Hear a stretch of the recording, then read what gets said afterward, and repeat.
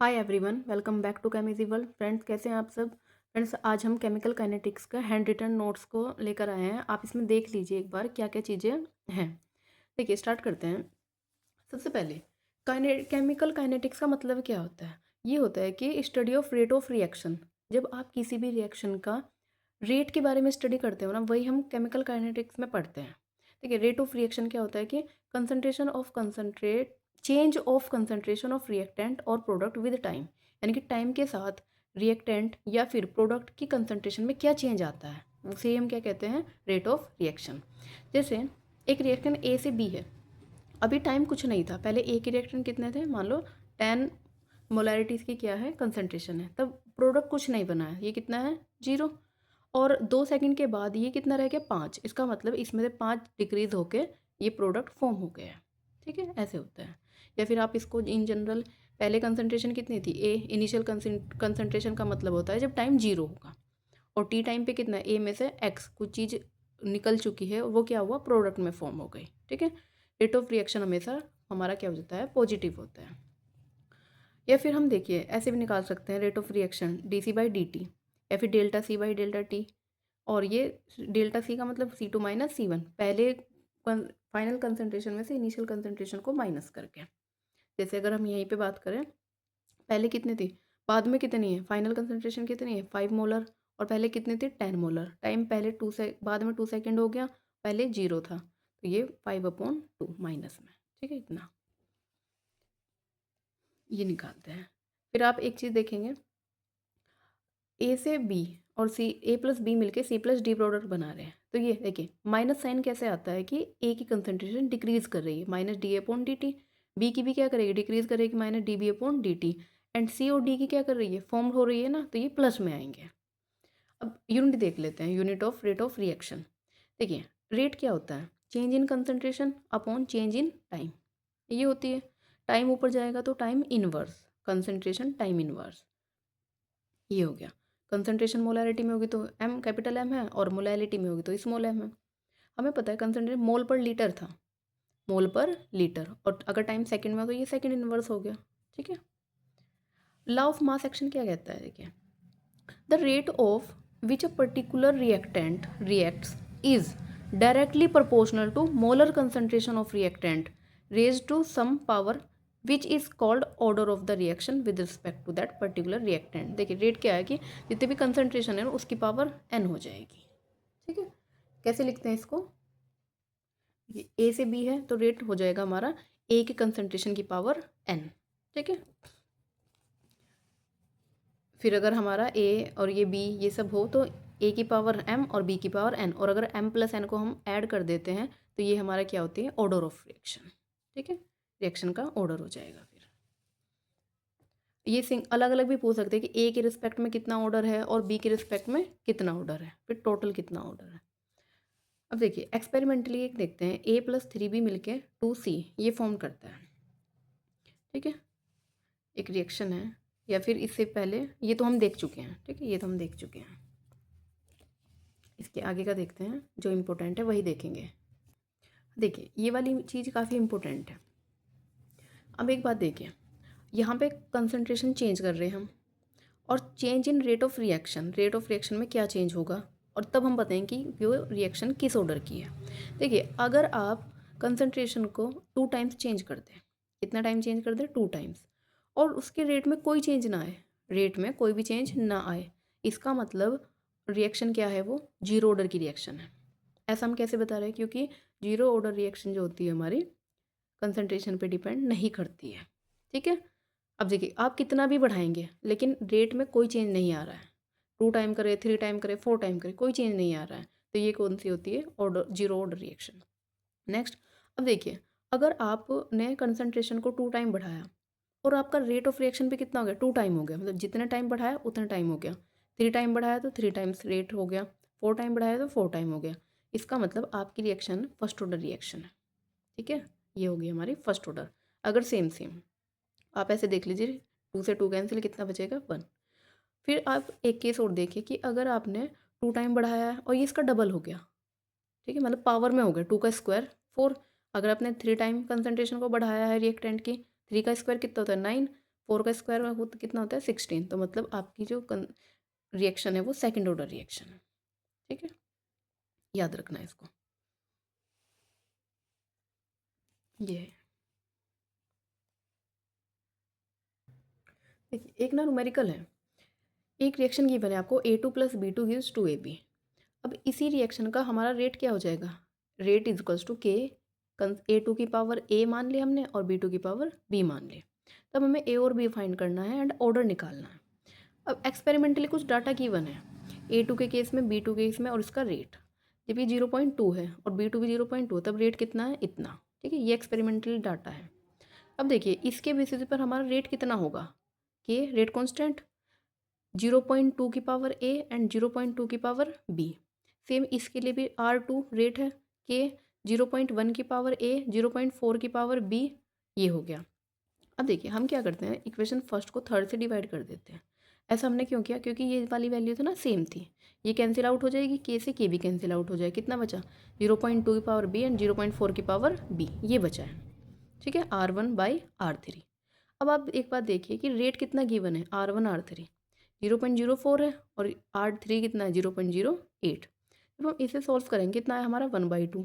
यहाँ पे B power है, यहाँ पे भी B पावर है, तो पॉइंट से पॉइंट कैंसिल, 1/2 की पावर B। इसका मतलब B की वैल्यू कितनी हो गई 1।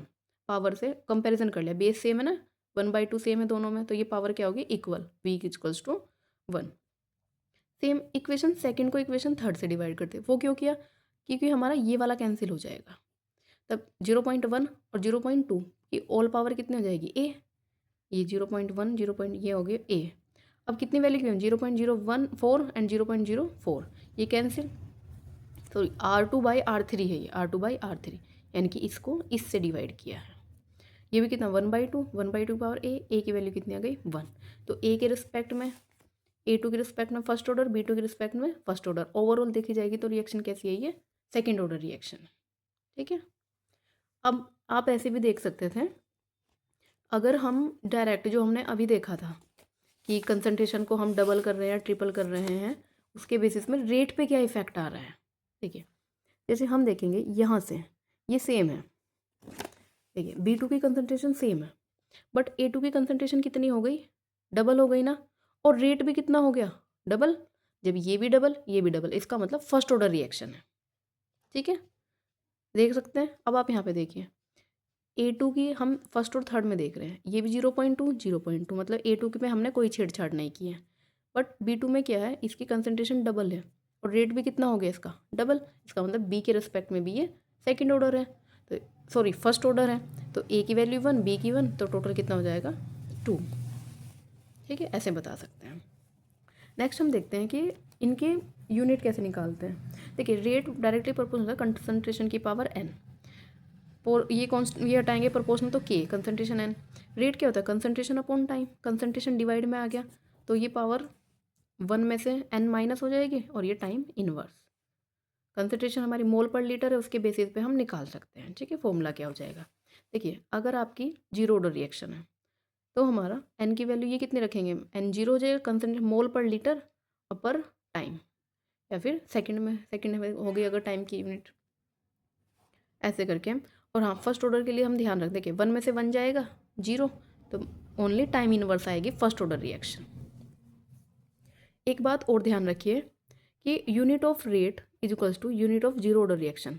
जो हमारी रेट की यूनिट होती है ना, वही हमारी जीरो ऑर्डर रिएक्शन की यूनिट होती है, क्या, मोल पर लीटर पर सेकेंड। ठीक है, इससे करके हम किसी की भी निकाल सकते हैं, जरूरी नहीं हम 0 1 2 की ही निकालें, किसी की भी। यहाँ 3/2 थी, हम इसकी भी निकाल सकते हैं। नेक्स्ट है रेट लॉ एक्सप्रेशन, ए से बी एक रिएक्शन है, रेट के A⁴ n माइनस dA/dt और प्रोडक्ट में dB/dt, ये सब इक्वल होते हैं। ठीक, इससे हमारे फॉर्मूले क्वेश्चन सॉल्व होते हैं, आते भी हैं पेपर में। आपको एक रिएक्शन दे देंगे और उसके बेसिस पे आपको dA/dt या फिर इनमें से किसी की भी वैल्यू फाइंड करवाएंगे। ठीक है, माइनस साइन बताता है कि A की कंसंट्रेशन डिक्रीज कर रही है और पॉजिटिव साइन बताता है कि B फॉर्म्ड हो रहा है। ठीक है, देखिए जीरो ऑर्डर रिएक्शन है हमारे पास, एक ए से प्रोडक्ट बना है, कंसंट्रेशन ए थी 0, यहाँ पे A - x एंड x है। ठीक, अब रेट कैसे निकालेंगे, के रेट कांस्टेंट ए की पावर 0, ठीक है ना, क्योंकि ये जीरो ऑर्डर रिएक्शन है।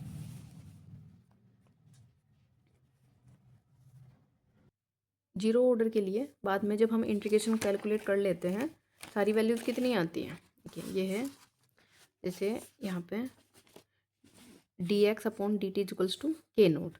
जब हम इंटीग्रेशन कर देंगे इसका तो हमारा आएगा X equal K naught T. अगर इसी का हमें हाफ लाइफ निकालना होता है तो हम क्या करते हैं, अच्छा हाफ लाइफ क्या होता है कि कितने टाइम में या फिर वो समय जिसमें रिएक्टेंट की कंसंट्रेशन अपनी इनिशियल मात्रा का आधा रह जाए, ठीक है। जैसे अगर मान लो पहले 100% था तो इसे 50% होने में, क्योंकि 50% इसमें से निकल चुका है, कितना समय लगा है, वही क्या होता है इसका टी हाफ होता है। तब ये आता है T half equals to A upon 2k, ठीक है। जैसे अगर पहली कंसंट्रेशन ए थी तो टी हाफ कितने टाइम में a/2 रह जाएगी, a/2 इसमें से माइनस हो गया प्रोडक्ट में, वही क्या होगा a/2 फॉर्म्ड हो जाता है, यानी कि x की जगह क्या आ जाएगा हमारा a/2, ठीक है x की जगह क्या आएगा a/2 और t की जगह क्या आएगा टी हाफ। तब ये कहाँ जाएगा a/2k नोट, ये आ गया a/2k नोट, ये होता है इसका टी हाफ। अच्छा क्वार्टर लाइफ टाइम कितना होता है, क्वार्टर लाइफ टाइम का मतलब 25% या फिर रिएक्शन हमारी 75% कंप्लीट हो चुकी है, कितना बचा है सिर्फ 25% बचा है। ऐसे करके हम किसी का भी निकाल सकते हैं, ठीक है। चलिए नेक्स्ट देखते हैं क्या है इसमें। अच्छा अब इसकी जो मेन रिएक्शन वो है जो हमें याद रखनी है, ये हमारी ए टी यानी कि टी टाइम पर concentration equals to A naught minus K T, या फिर इसी को स्मॉल में भी लिख लेते हैं कि A equals to A naught minus K T, ठीक है। Y equals to M X plus C के थ्रू हम इसका ग्राफ भी प्लॉट कर सकते हैं, ये ध्यान रखना है, A equals to A naught minus K T, ठीक है। ये तो प्रोडक्ट के लिए है। फिर है हमारा फर्स्ट ऑर्डर रिएक्शन, ठीक है। रेडियो एक्टिविटीज़ का ये एग्जाम्पल है, ए से प्रोडक्ट में फॉर्म हुआ, इनिशियल कंसंट्रेशन ए थी, तब प्रोडक्ट हमारा कुछ नहीं बना था, टी टाइम पर ए में से एक्स माइनस हो गया और एक्स क्या हुआ फॉर्म्ड हुआ है। अब देखिए रेट क्या हो जाएगा हमारा minus D upon D T बराबर D P by D T, D P upon D T, या फिर ये भी नहीं, हमें ये ध्यान रखना है पहले तो ये रेट क्या होगा ए की कंसंट्रेशन के 1 है, कितनी थी टी टाइम पर ए माइनस एक्स, इसी को क्या करेंगे हम इंटीग्रेशन कर लेंगे और इंटीग्रेशन करने के बाद हमारी वैल्यू आएगी K equals to 1/t log a upon A minus X, ये डायरेक्ट फॉर्मूला याद रखना है। या फिर इसी बात को A naught upon A T, मतलब जब टाइम 0 था तब कंसंट्रेशन और जब हमारा जितना भी टाइम कहा है तब कंसंट्रेशन, ठीक है।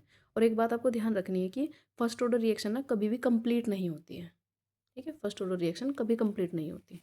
अब इसी के लिए हाफ लाइफ टाइम कितना होगा, इसी वैल्यू में हम देखिए इसी में ही हम टी की जगह टी हाफ रखेंगे और एक्स की जगह a/2 रखेंगे, बस क्या रखना है टी की जगह टी हाफ और एक्स की जगह a/2 रखना है। और इसी को सॉल्व करते जाएंगे तब टी हाफ की वैल्यू हमारी आएगी 0.6931/k। उससे भी पहले आपको ये भी ध्यान रखना है 2.303 log 2 की वैल्यू कितनी होती है 0.3010 ये होती है, ठीक है। क्योंकि ये वैल्यू डायरेक्ट कट जाती है जब हम न्यूमेरिकल करते हैं ना तब। अब देखिए इसमें हमारी इनिशियल कंसंट्रेशन है ही नहीं, मतलब फर्स्ट ऑर्डर रिएक्शन इंडिपेंडेंट होती है, फर्स्ट ऑर्डर रिएक्शन का टी हाफ ए के इंडिपेंडेंट होता है, किसके प्रोपोर्शनल इनवर्सली प्रोपोर्शनल है ये रेट कांस्टेंट के, ठीक है।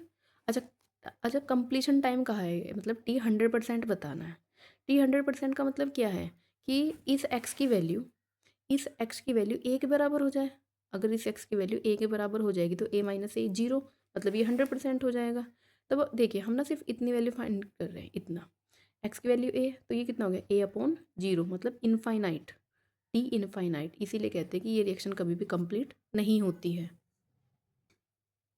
देखिए ये कुछ ग्राफ हैं किस किस के बीच है, आप खुद से भी ग्राफ प्लॉट कर सकते हैं, ठीक है। अच्छा अब ना एक ये बात ध्यान रखनी है आपको, जनरल इक्वेशन कैसे बनाते हैं हम, एक जनरल फॉर्मूला बना लिया, इसके बेसिस पर आप first order second order third order किसी की भी रिएक्शन निकाल सकते हैं, ठीक है। फॉर्मूला लास्ट में देखिए K N T is equals to 1/n-1 bracket 1/a t, मतलब टी कंसनट्रेशन पे n-1 माइनस 1/a नोट, ये 0 टाइम पर n-1, ठीक है।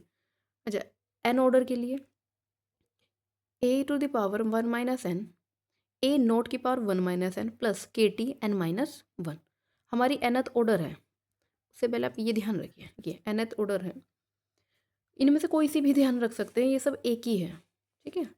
सबको मॉडिफाई करके दिखाया गया है। देखिए ए 1 minus N, A naught 1 minus N, यहाँ से माइनस कॉमन ले लिया 1 माइनस एन के टी। अच्छा ये हमने क्यों किया, क्योंकि हर जगह हमें 1 minus N 1 minus N 1 minus N ध्यान रखने के लिए, तो बेटर होगा आप ये वाला याद रखिएगा।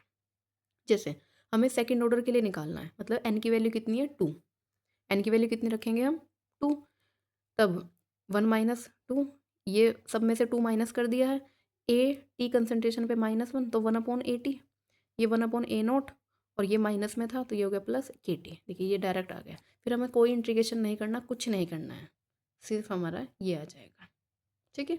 ऐसे करना है,